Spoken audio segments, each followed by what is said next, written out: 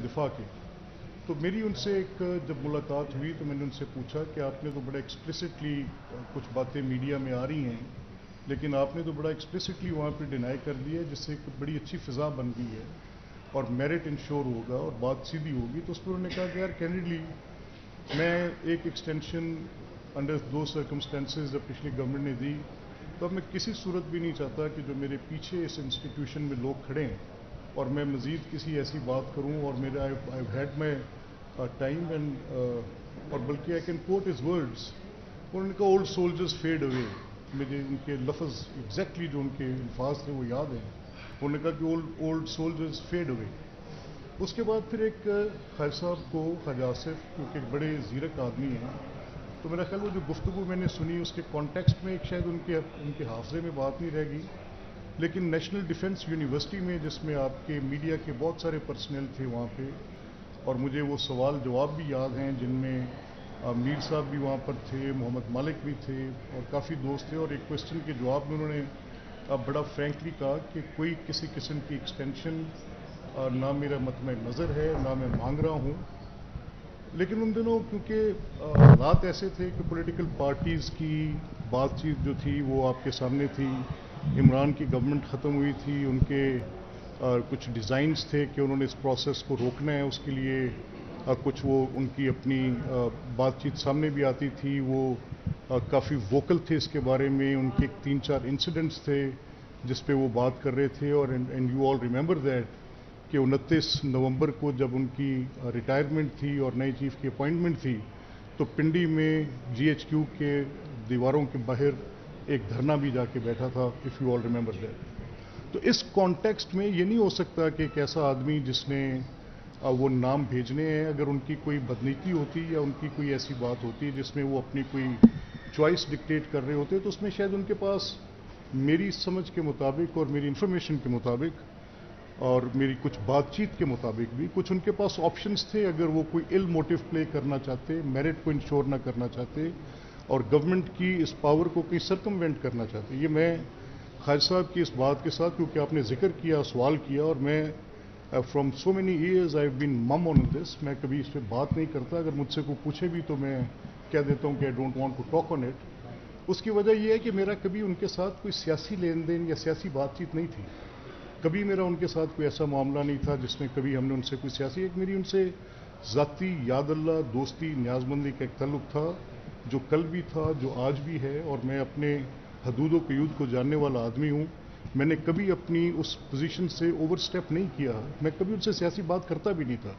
तो ये उन हालात की बात है जिन दिनों में मैं बतौर मुआवन खसूसी बरे दफ़ाई अमूर, और मैंने खुद ऑप्ट करके लिया कि ख्वाजा आसिफ एक बड़े अच्छे वज़ीर हैं, तो उनके साथ काम करना एक अप्रेंटिसशिप होगी, अच्छी बात है उनके साथ करनी।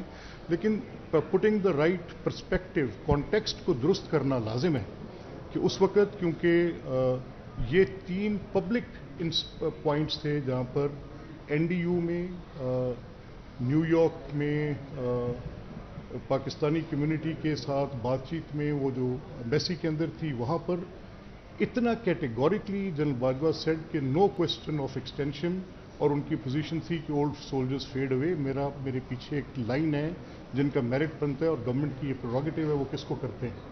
हाँ, उनकी पसंद नापसंद ज़रूर हो सकती होगी, जिसका वो इजहार कर देते होंगे कहीं, जिसका जिक्र ख्वाजा साहब कह रहे हैं कि कौन कैसे बात होगी, किस तरह से होगी, लेकिन ये हक वो तस्लीम हर हाल में उनको पता था कि ये हुकूमत का, क्योंकि उनकी अपनी अपॉइंटमेंट गवर्नमेंट की डिस्क्रेशन थी। Prime minister picked him up from number 4 and appointed him there. लेकिन ये जो इस अपॉइंटमेंट के मामले में एक ब्रॉडर प्रिंसिपल तय हुआ, वो ये तय हुआ कि seniority should be given the due, उसका मिलना चाहिए। और जो मौजूदा चीफ हैं, सीनियर मोस्ट थे, बड़े एलिजिबल हैं, उनकी अपॉइंटमेंट हर एतबार से उस मेरिट की स्क्रूटनी फिटनेस को पूरा करती थी। ये served as head of the different agencies, बड़ी उनकी इम्पेक्टेबल उनकी सर्विस है थ्रू आउट, तो इसमें कोई डाउट नहीं है। तो इन हालात में कुछ बातचीत हो जाना, ख्वाजा साहब की बातचीत वो टीवी टॉक शोज़ पर इस तरीके से शायद कल आ गई क्योंकि उनका कॉन्टेक्स्ट को थोड़ा सा पीछे रह गया, नहीं तो it was a public position that he never wanted it. और ये बात, क्योंकि मैं जब लंदन जाता था, मियाँ साहब की शफकत थी, मैं जब उनसे वक्त मांगता था मिलता था, تو یہ بات جنرل باجوہ کے بھی علم میں ہے، آپ کو بھی پتہ ہے کہ دے آل نو اٹ کہ میاں نواز شریف صاحب کی ایک بڑی اسٹیٹڈ پوزیشن رہی ہے وزا وز ٹو دیز پوری صورتحال میں، جس کا ذکر وہ وہاں پہ کر رہے تھے کہ خواجہ صاحب کے حوالے سے میں بات کر رہا ہوں کہ انہوں نے کہا کہ وہ جو ووٹ آف ایکسٹینشن تھا جب دیا گیا تو اس میں بڑی بیسک کامن سینس پریویل کرتی ہے. دیکھیے آرمی چیف کی جو ایکسٹینشن ہے وہ گورنمنٹ فیصلہ کر لیتی ہے کہ ایکسٹینشن ہوگی، میٹر کورٹ میں چلا جاتا ہے. اب کورٹ کہتی ہے کہ نہیں دیکھیں ہم یہ اپنے سر سے اتار رہے ہیں اور آپ اس کو پارلیمان میں لے جائیں. اب پارلیمنٹ میں چلی جاتی ہے بات تو پھر یہ تو نہیں ہو سکتا کہ پولرائزڈ کمانڈ سٹرکچر ہو، یعنی اے پولیٹیکل پارٹی، میری پولیٹیکل پارٹی جو اپوزیشن میں ہے وہ آرمی چیف کی ایکسٹینشن کو ووٹ نہ کرے، اور جو میجورٹی پارٹی ہے in any case majority party کے دیے گئے ووٹ سے ہو تو جانا ہے. اب اگر وہ ایکسٹینشن ہو جاتی ہے میجورٹی پارٹی کے ووٹ سے تو اس کا ڈائریکٹ امپیکٹ سوسائٹی پہ کیا ہوگا؟ یہ ریئل پولیٹک کی بنیادی باتوں سے ذرا بڑی بات ہے. تو میں سمجھتا ہوں کہ اسٹیٹسمین لائک ایکٹ تھا میاں نواز شریف کا اس وقت جب انہوں نے یہ فیصلہ کیا کہ یہ ایکسٹینشن پہ، یا پارٹی نے یہ فیصلہ کیا کہ یہ ایکسٹینشن پہ جو ووٹ دینا ہے، یہ پولرائزڈ کمانڈ سٹرکچر پاکستان کی آرمی چیف کا ووٹ پولرائزڈ نہیں ہو سکتا. The whole nation voted for it, we voted, peoples party voted, the P T I voted. اس کی بنیادی وجہ جو اس کے پیچھے کار فرما تھی کہ ایک پولرائزڈ کمانڈ سٹرکچر نہیں ہو سکتا. جنرل باجوہ کی یہ اسٹیٹڈ پوزیشن تھی جو پبلک ہے، جس میں وہ یہ کہہ رہے تھے کہ میرا یہ خیال ہے کہ میں کچھ پبلک ہوئی باتوں کے اکاؤنٹ سے کچھ انفر کر سکتا ہوں.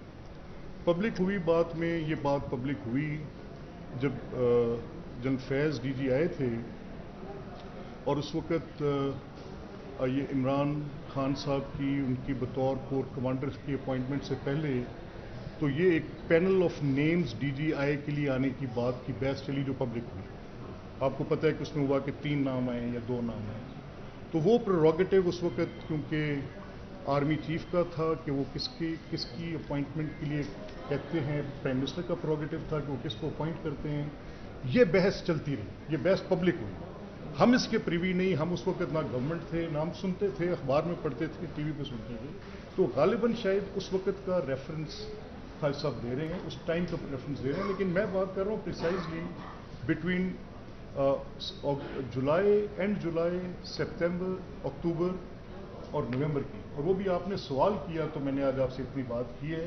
میرا یہ خیال ہے کہ جو سینوں میں کچھ راز دفن ہے وہ وی او اٹ ٹو دا پبلک، وہ میرا خیال ہے بڑے مناسب ہے کہ وہ ایسے.